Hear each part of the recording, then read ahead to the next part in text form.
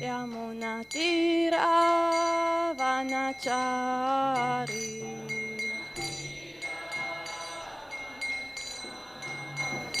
Jayarata Madhava Kunja Bihari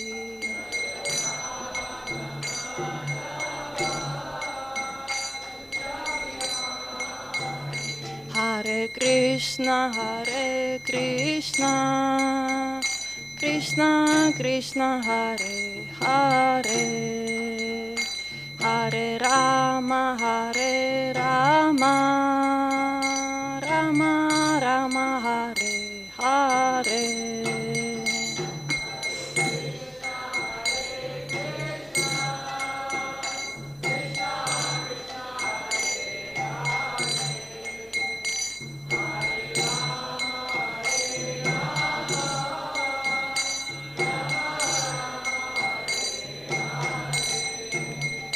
Hare Krishna, Krishna Krishna, Hare Hare, Hare Rama, Rama Rama, Hare Hare.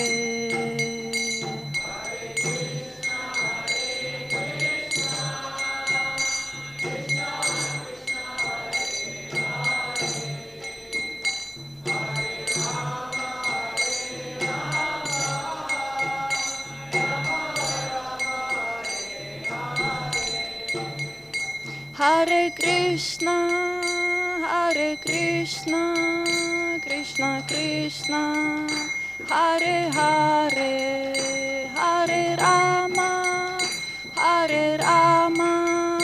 Rama Rama, Hare Hare.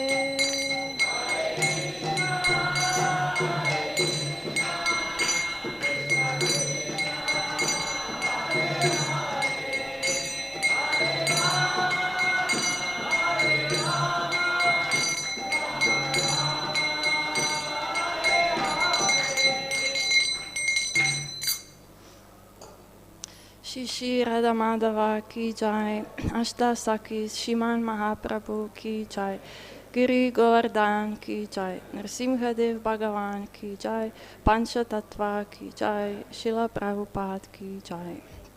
Om Namo Bhagavate Vasudevaya.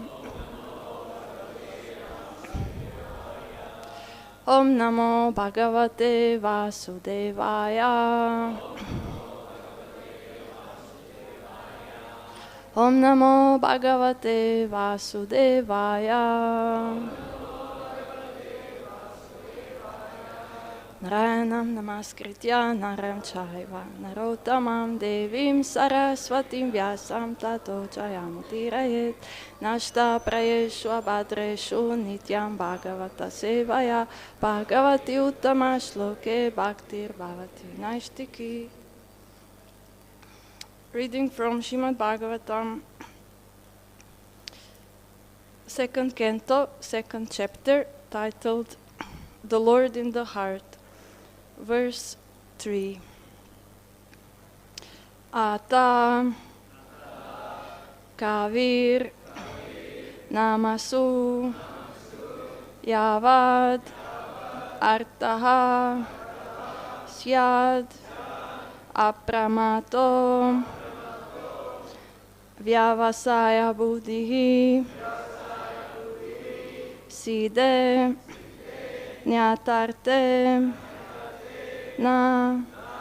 yateta, tatra, pariśramaṁ, tatra, samīkṣamāṇaḥ, ataḥ kavir nāmasu yāvad arthaḥ, syād apramatto vyavasāya-buddhiḥ, siddhe nyathārthe yateta tatra,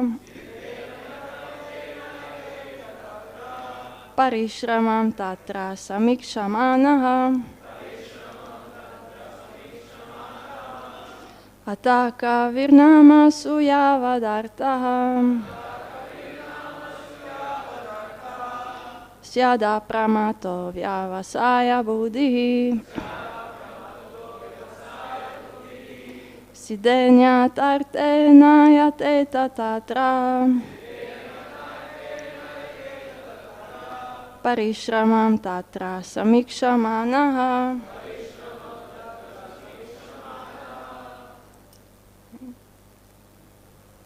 Please repeat.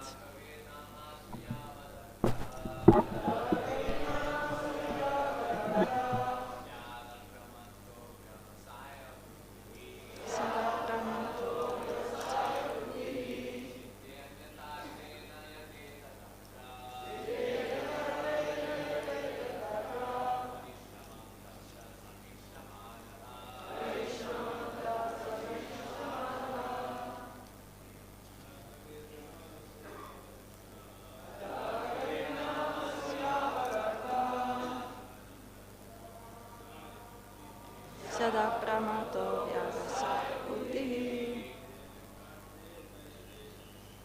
siddhe nyathārthe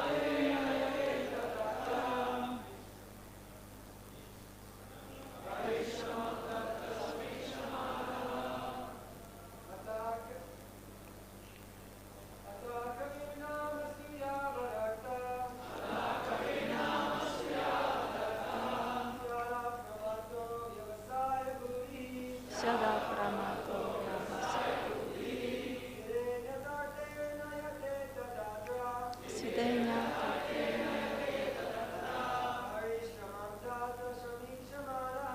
pariśramaṁ tatra samīkṣamāṇaḥ. Hey, Matajis.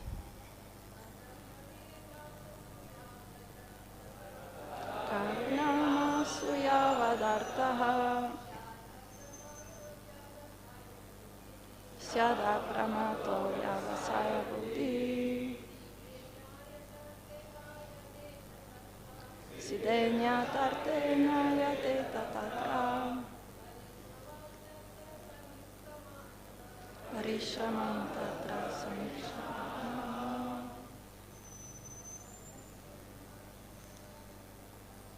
ataḥ kavir nāmasu yāvad arthaḥ syād apramatto vyavasāya-buddhiḥ siddhe nyathārthe yateta tatra pariśramaṁ tatra samīkṣamāṇaḥ. ataḥ kavir nāmasu yāvad arthaḥ syād apramatto vyavasāya-buddhiḥ siddhe nyathārthe yateta tatra pariśramaṁ tatra samīkṣamāṇaḥ. Word for word. Ataḥ. For this reason. Kaviḥ. The enlightened person. Nāmasu. In names only. Yāvat.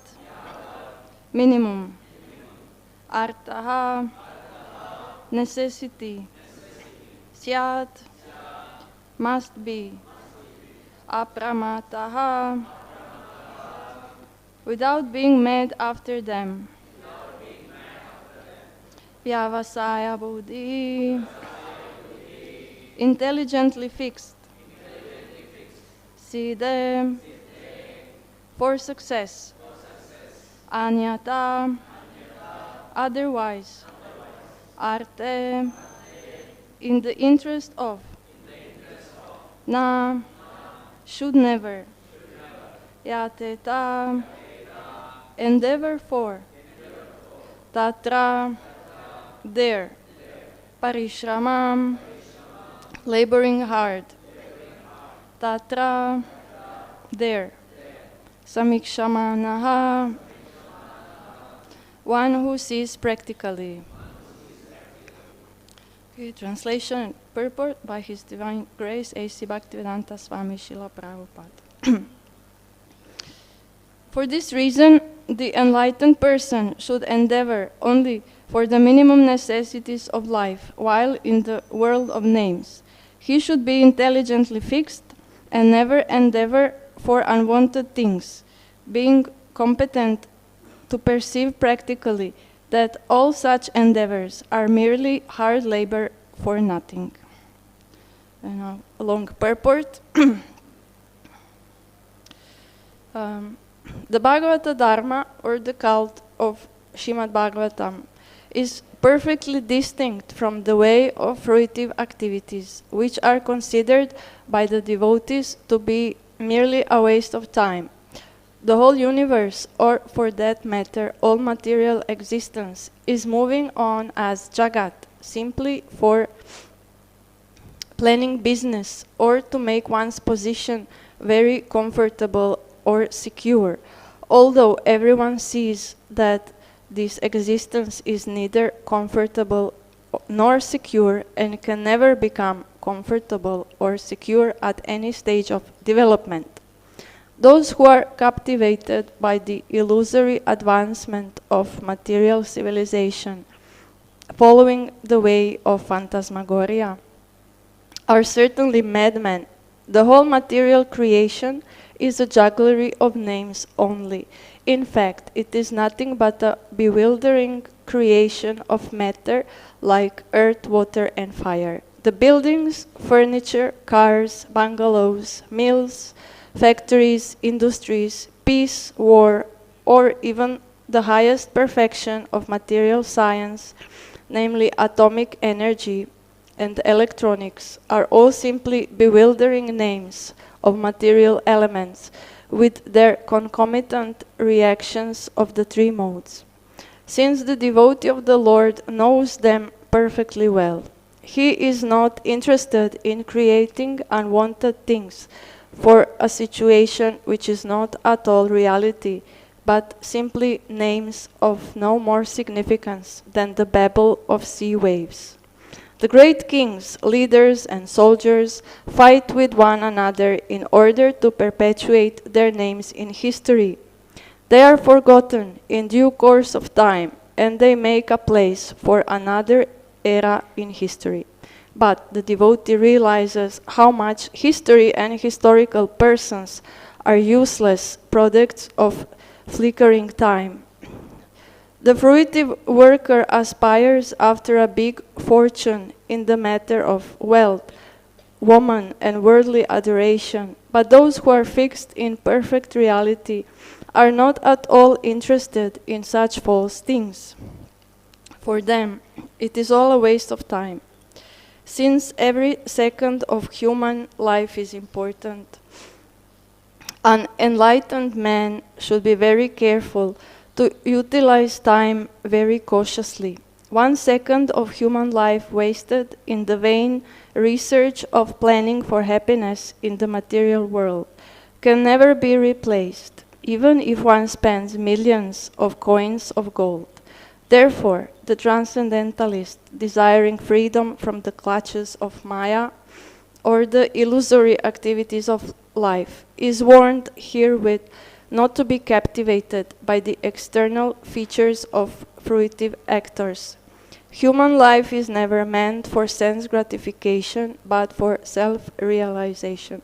Srimad Bhagavatam instructs us solely on this subject from the very beginning to the end. Human life is simply meant for self-realization.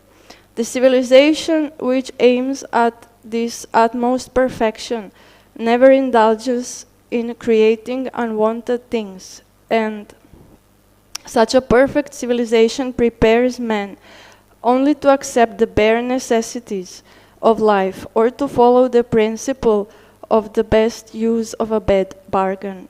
Our material bodies and our lives in that connection are bad bargains, because the living entity is actually spirit, and spiritual advancement of the living entity is absolutely necessary. Human life is intended for the realization of this important factor, and one should act accordingly, accepting only the bare necessities of life and depending more on God's gift without diversion of human energy for any other purpose, such as being mad for material enjoyment. The materialistic advancement of civilization is called the civilization of the demons, which ultimately ends in wars and scarcity. The transcendentalist is specifically warned herewith to be fixed in mind, so that even if there is difficulty in plain living and high thinking, he will not budge even an inch from his stark determination. For a transcendentalist, it is a suicidal policy to be intimately in touch with the sense gratifiers of the world, because such a policy will frustrate the ultimate gain of life. Shukadeva Goswami met Maharaj Parikshit when the latter felt a necessity for such a meeting. It is the duty of a transcendentalist to help persons who desire real salvation and to support the cause of salvation. One might note that Shukadeva Goswami never met Maharaj Parikshit while he was ruling as a great king. For a transcendentalist, the mode of activities is explained in the next shloka. Om Agyana Timirandasya Gyananjana Shalakaya Chakshurun Militam Yena Tasmai Shri Gurave Namaha Mukam Karoti Vachalam Pangum Langate Girim Yat Kripatamam Vande Shri Gurum Tinataranam Shri Chaitanya Manobishtam Stapitam Yena Bhutale Swayam Rupa Kadamayam Dadati Svapadantikam Namam Vishnu Padaya Krishna Preshtaya Bhutale Srimad Bhaktivedanta Swami Niti Namine Namaste Saraswate Deve Gauravani Pracharine Nirvishesha Shunyavadi Paschatya Deshatarine Panchakalpa Tarubhyascha Kripa Sindhubhya Evacha Patitanam Pavanebhyo Vaishnavebhyo Namo Namaha Namo Mahavadanyaya Krishna Prema Pradayate Krishnaya Krishna Chaitanya Namne Goradvishe Namaha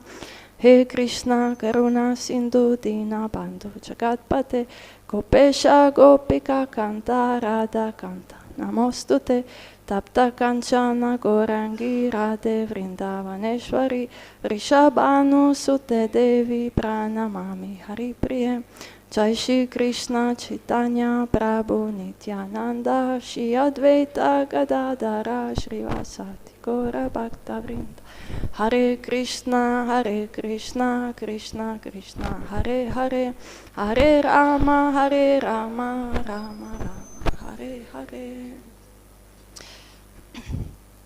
I guess this clock is more accurate. Okay. Nice to see so many people. Not used to.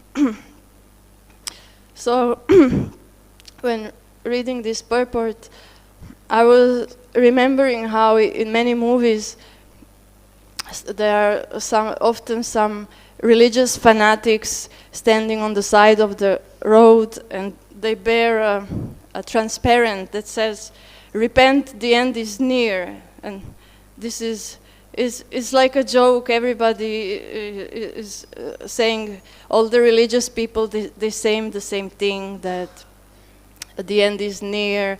We're just about to experience disaster, and therefore you should become serious and pray to God and not commit sinful activities. And then the joke is that this is so common that people just pass by and they are annoyed by these people who are always so pessimistic about life. But somehow we see that as Bhagavatam speakers, we don't have much choice but to speak on these topics, because we are raised and brought in a world, in a society, in educational system, where we are taught that future is wonderful, and in the past there were some wars, some mistakes, some not so nice things like slavery and invasions and disasters.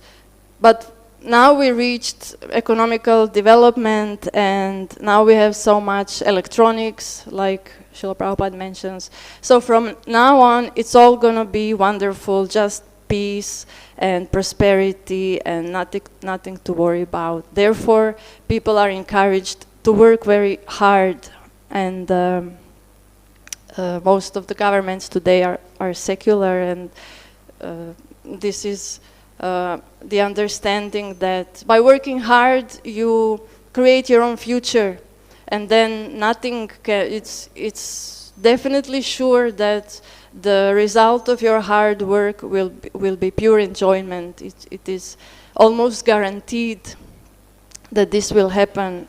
However, we learn from Bhagavatam and also from study of history, as Prabhupada mentions, that this never happens.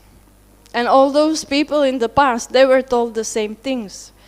Whenever some government rules their people, they have to tell them that you just work hard, you create, you build, you engage in factories, and therefore this is how we create a nice world. They have to tell them, otherwise they have no control of their people. But then what happens is that this system gets replaced, and those rulers, they eventually die, and some other rulers come, and they may have the same idea, or they may have another idea how to rule, and it never seems to work. It's always some fault, and there are always wars, there are always catastrophes, and this is not going to change. So it's like, how do you tell a bad news? Nobody wants to hear this, right? Because it's unpleasant, for sure. I was also thinking, like we were taught in school when I was growing up in Europe, that wars were barbaric. Wars are acts of barbaric people, and only in the past people were so primitive that they would engage in such horrible thing as war. And and then something horrible happened in the 20th century, that the whole world became so involved at war that millions of people died in Second and First World Wars. And this was such a tragedy. But now we learned from this mistake, and this is not going to happen again. From now on, it's going to be only prosperity. So this was, I was about a teenager, and then all of a sudden, overnight, as it happens, my country was in a war. And the thing with war is you always think, oh, this is something that happens to some other people, and it's somewhere, always somewhere on the other part of the planet. It's not here, definitely, and it's not going to happen to us, to my nation. But however, we see that everywhere in the world, everywhere on the planet, all the countries have the history of wars. And also at that time, people were shocked that, oh, how come we have war in Europe? We are so civilized, we are so advanced materially. How is this possible? But now we see, actually, war in Europe is nothing new.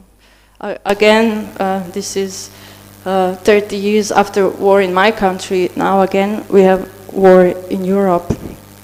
And now I am in this situation where I can say, well, that's far away, and it did not happen to me. And it's not going to happen here for sure. But I have this experience that it did happen to me 30 actually, yes, 30 years ago. So, and there are all different kinds of war. There are invasions, where one country decides to invade another country. Then there are religious wars, which are hard for us to understand, because, as I say, governments are mostly secular today, so they are not interested to fight for the sake of some religion. But again, after the Bible was printed in the 16th century, and then in Europe again, so many countries decided that they don't want to be connected with the Catholic Church anymore. They would just want to read their Bible on their own. So this Protestant movement or religion came about, and then there were wars that were going on for decades between Catholics and Protestants, and it was like any war. It's a tragedy, and for us today, it's not even clear why they had to fight over, because they're all following the same scriptures. They're all following. They're all Catholics. They're all following the Bible. Actually, no, it's not proper for them to say. But Catholics, they are Protestants now. They are two different fractions of the same religion. Then some countries may say, okay, but we are so strong that we were never attacked in the before our territory is secure. But then there are occasions where there are civil wars, like in America they had civil wars between North and South. The northern countries, they wanted to abolish slavery, and then the southern countries, they wanted to keep their slaves. They were very much dependent on slave labor, so there was a war between them for this reason. Then there are also cold wars, when two countries, they fight, they have spies sending from one country to another to discover secrets about which weapons they're producing and which technology they're using, so that in case that one country attacks, the other one is ready. And also there are, besides wars, there are also all sorts of calamities, like famine. Now it's unusual to think of famines because food is so much available. And famines are sometimes natural disasters, but sometimes they are provoked by the governments themselves. It's unclear why this happens, because why would you want people to starve? But there are sometimes leaders make political decisions, and as a result of that political decision, millions of people they starve from famine.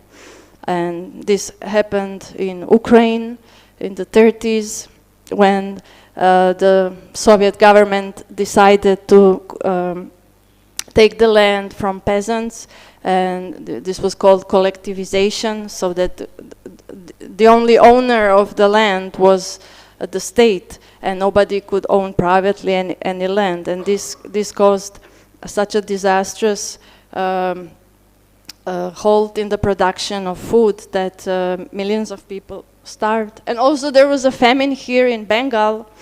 I heard there was some famine. Yesterday I did research actually from the time that British came here, and they took from Mughal rulers, they took Bengal, they owned it. So the British colonizers, they ruled here for about 200 years, and in that time period, famine struck population of Bengal for 7 times, 7 occasions, 7 different time periods. And then even the resources, they cannot even estimate how many millions of people died. some say 3 million, some research says there were 3 million people who died, some say there were 8 million people who died, and last famine was during the Second World War, 1943. And it's, when you think how we don't even know 3 million, 8 million, so 5 million people more or less,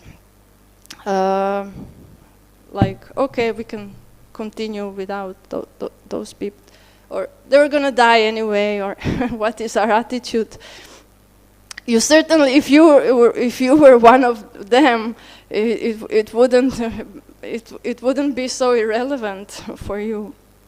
And this is the phantasmagoria that Prabhupada speaks about, that we always think, oh, no, it's not going to happen to me.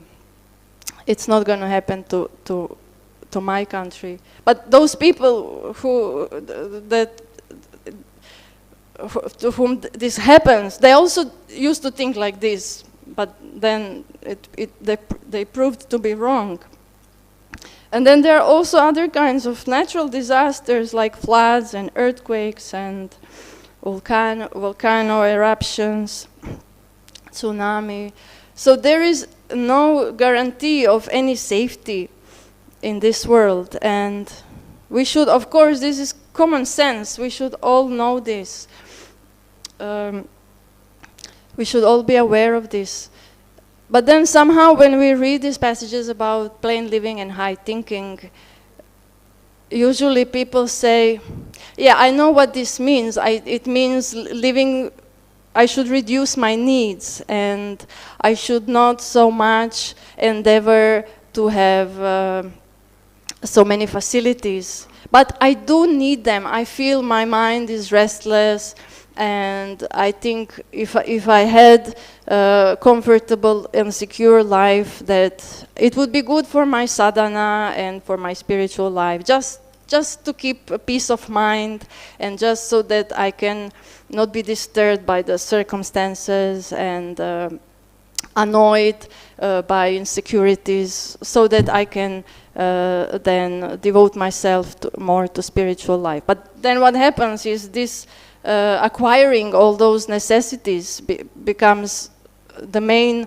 the main thing that one meditates about, and then of course the spiritual life is becomes less important. I was also involved with, as I said, I lived in a country which was struck by war, and there were some efforts made by devotees to collect testimonials about how devotees lived during the war. There was a book of these testimonials published, or is about to be published by a Brazilian BBT, and it will be available. It's now translated in English, so hopefully if somebody is interested. So this was these were testimonials of devotees who were living in a town, in a city of Sarajevo during the war in my country. Actually now that's a different country, of course, in Bosnia. And the town was, or should I call it city? It's city. Was under siege because there are hills around the town, around the city, and then the soldiers were shooting grenades to capture the city.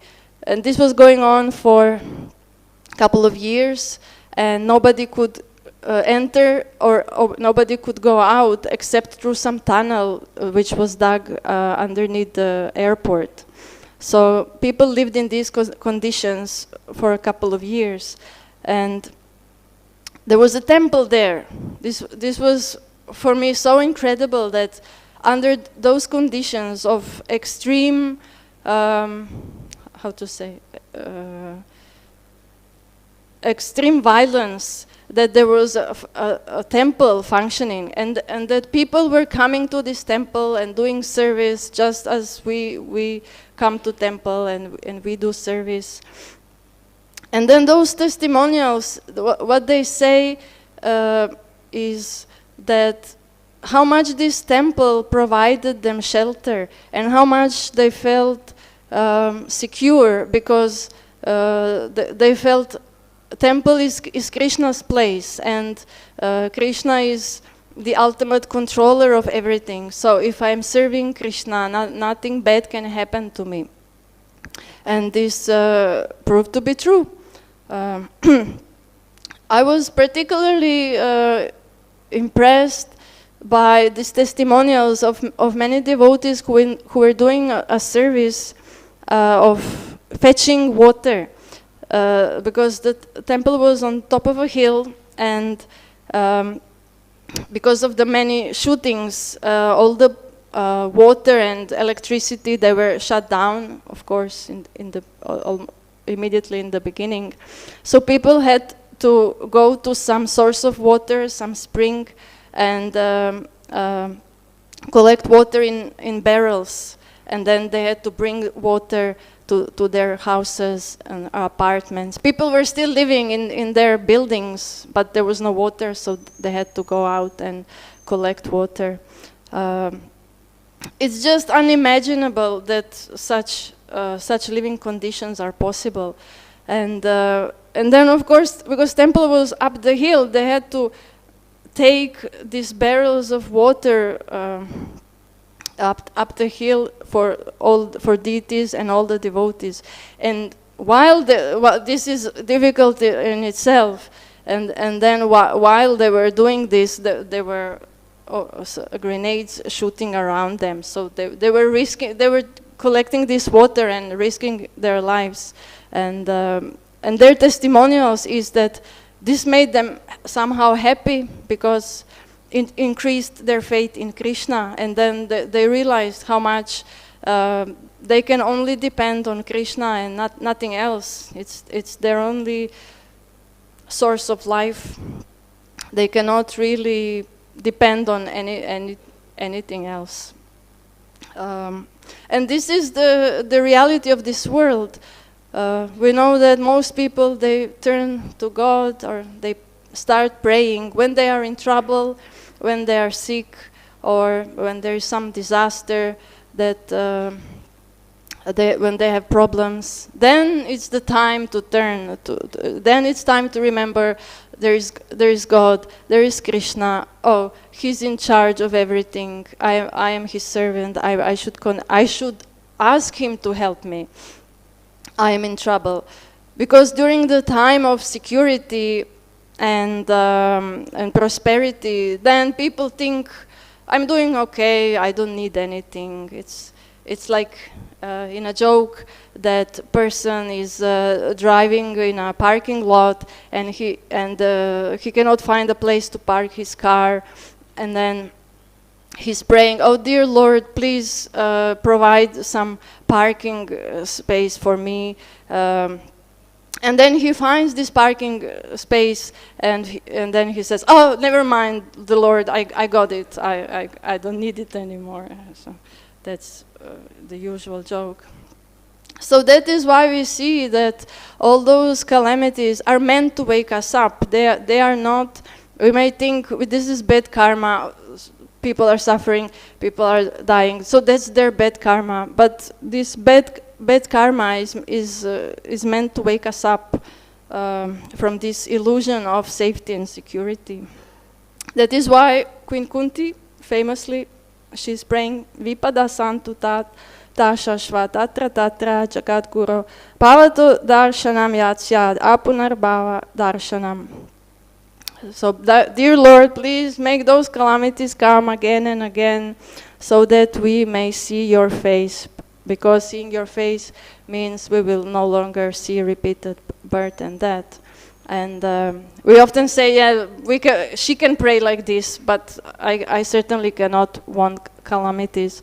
However, calamities may come whether we pray like this or not, and we better be ready for them. One of the qualities of a devotee is that he is not lamenting in loss, and he is not jubilant when he gains something.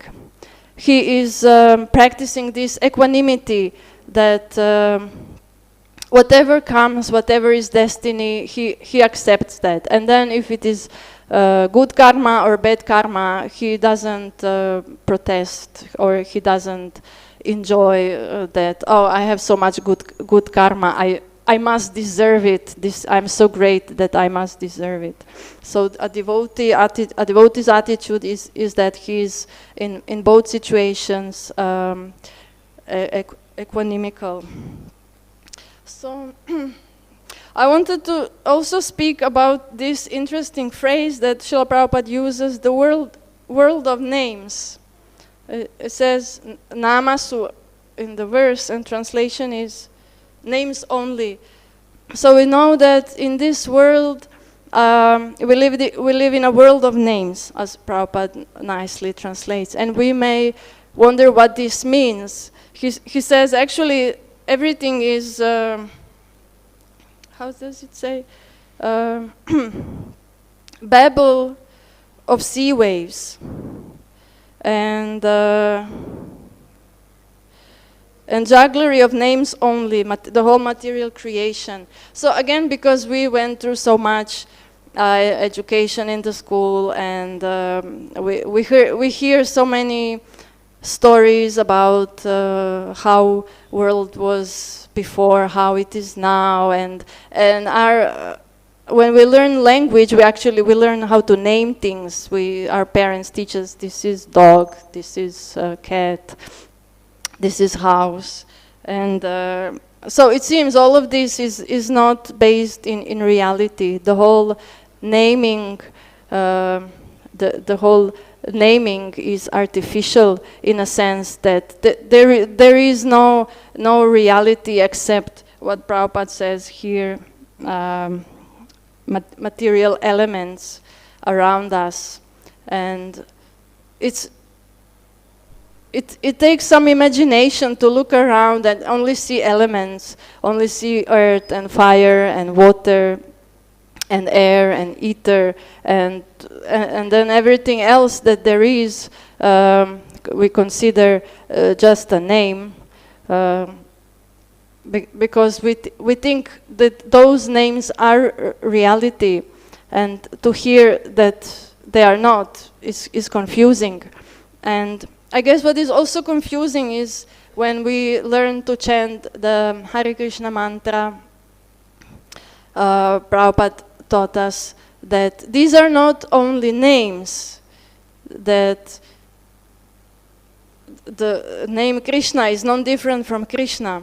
And because we don't have this experience in the material world, where the world of names is a world where names and the things that are named are separate, we tend to not so much believe that Krishna is there in his name. We think, but I'm chanting and nothing is happening, and I don't see Krishna, I don't experience that he is present in his name. And that is the difference. In the spiritual world, there is nothing except reality. There are no material elements there. Everything there is alive. And the function of the language, as in the material world, function of the language is to name things and to create this kind of artificial world where we think we are doing okay. But in the spiritual world, obviously, the function of the language is to glorify the Lord. And that is the only purpose of every, as the expression says, every word is a song and every movement is a dance. And there is no activity in the spiritual world except glorification of the Lord and acting for the pleasure of the Lord. It's such a big difference when you think about it. It takes imagination actually to come out of this world of names, because to us we use language to think, and we use language to interact with others and to interact with the world. And we think this is normal, this is how it should be, but we see that no, it's artificial. The purpose of the language is to glorify. That's within the terms of what is eternal and what is real. And also why we follow the Vedas, because the Vedas are apaurushaya, they are not man-made. They are revelations given to us by the sages, and they are coming directly from the Supreme, from the eternal reality. That is why we follow them, because we know that we cannot, by our own mental faculties, by our intelligence and by our world jugglery, we cannot know anything about the ultimate reality, because our material senses just cannot go beyond this false world of names.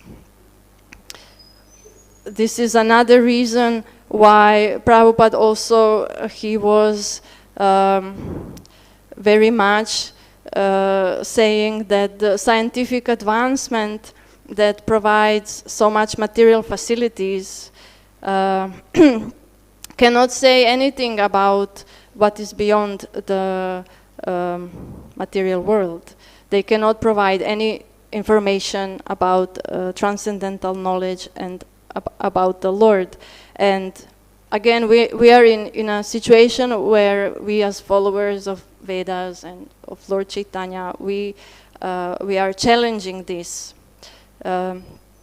We are saying that the explorations of material elements are useless for the purpose of what human life is meant to be, and that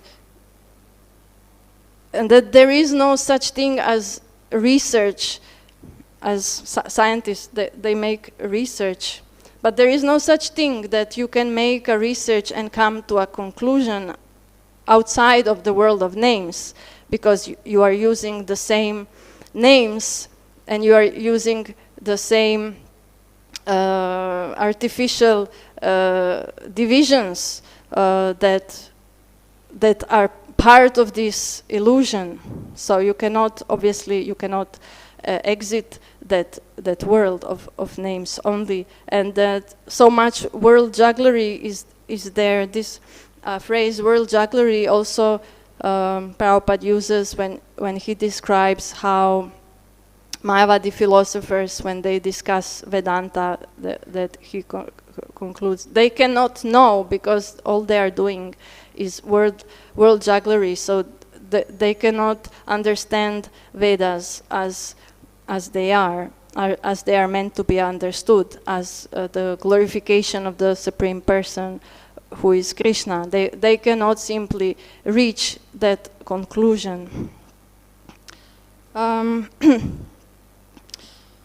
Another, maybe, usually there's like in a public presentation, it says one should end in a sweet note, on a cheerful note. So I wanted also to reflect on this phrase that Prabhupada uses in this purport, bare necessities. He uses it twice, and it's a common phrase because there is a cartoon, the Jungle Book. But it was a Jungle Book, and then it was written by Rudyard Kipling, and then it was made a Disney cartoon. And this is a story about a small child, a boy, Mowgli, who is lost in a jungle, and then all the different animals, they come and they teach him how to survive in a jungle, the different subsistence strategies, how to find food, how to find shelter. And then the joke is that this bear is teaching him how to find food. And the joke is that in English, bare necessities. Bare means like elemental necessities, and then bear is an animal, and then these two words sound the same. So that's the joke, that bare necessities are bare necessities. So he's teaching him how to pick some bananas, he takes a coconut and crashes on his head, and so like humorous, and he teaches him how to get shelter, and he says, oh, you don't need anything more than this. What is the need to endeavor for anything more? Everything is just available in the jungle. And there's a part of the verse, he sings, don't spend your time looking around for something you want that can't be found. When you find out, you can live without it and go along not thinking about it. We don't usually find this, it's Vedic philosophy. We don't usually find it in popular culture. Although we see it's there. Of course, this is because the Jungle Book was written by an Indian, and therefore, obviously, the influence of the Vedic philosophy is there, and that is why we should be able to see how Vedas are for everybody, and even if people don't join as we think they have to join and they have to become part of our society, but even if they don't join, if they hear such philosophy through popular media, or even through some cartoon songs, and if they accept it, then they can be considered as following the Vedas, because these are the values that are promoted by Vedic literatures. Also, I wanted to say, maybe to leave some time, how when we come from the Western world in India, we are shocked to see many beggars in India, because in the West people don't beg so much, and I don't think this is much because people are as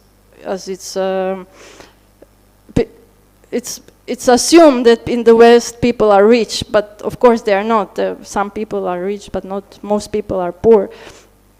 It's just that the propaganda is so strong that nobody should beg, and everybody must work, and not only work, but work hard.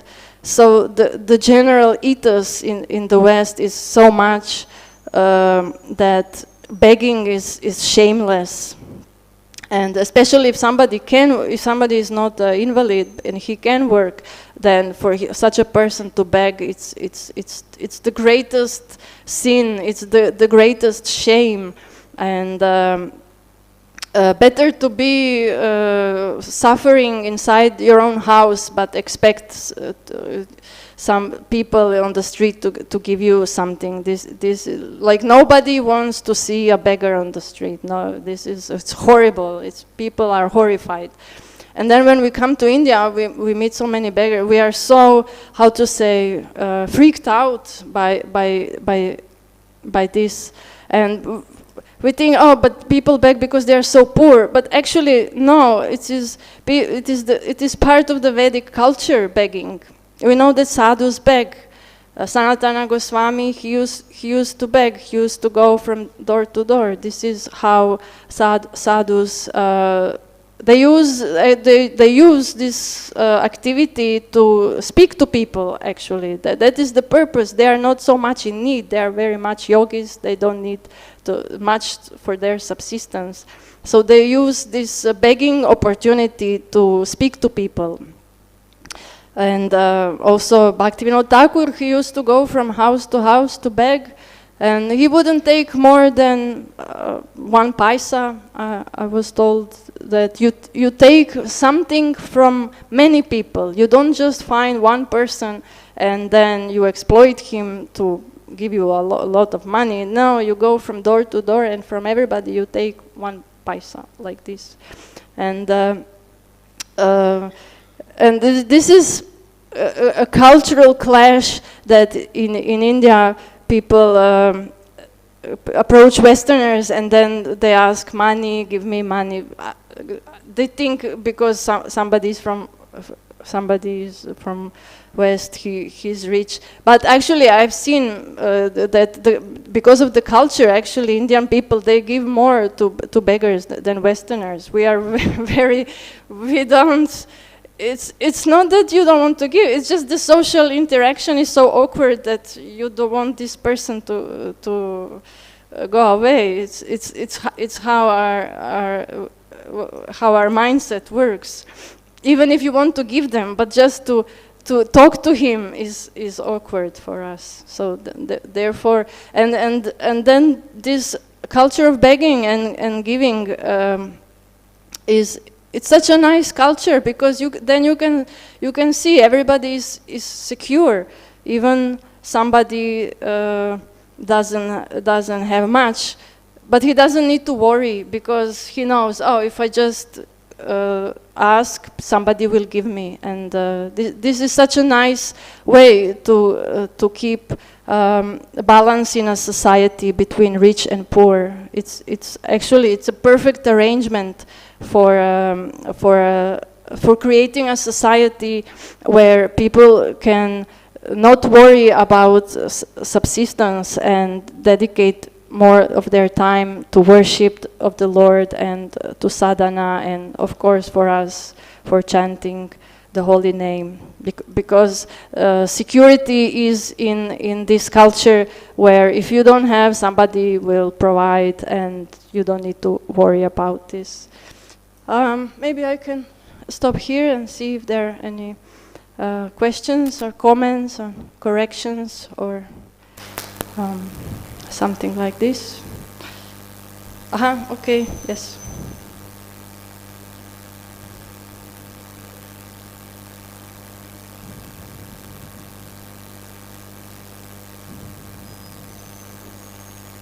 Hare Krishna. Can you hear me? Can you hear me? Yes. Okay. I was just wondering, I have a couple questions. What country are you from? Maybe I came a little late, so I didn't hear.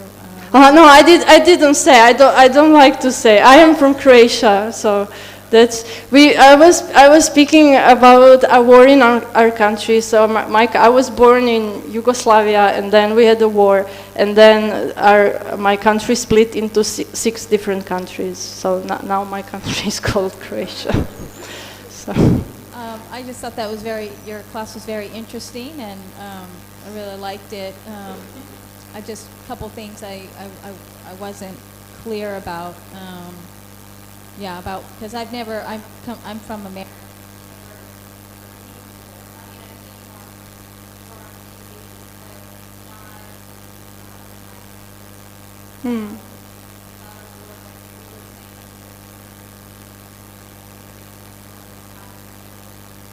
Yeah. Yeah, we all think like this, I know.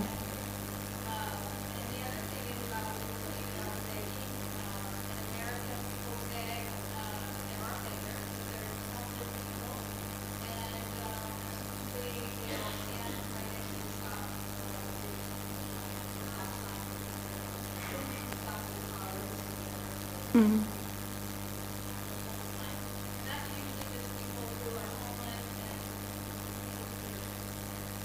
Uh-huh.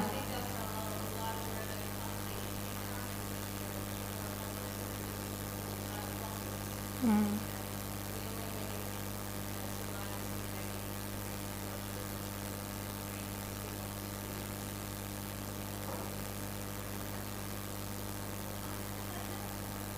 Yeah, this is also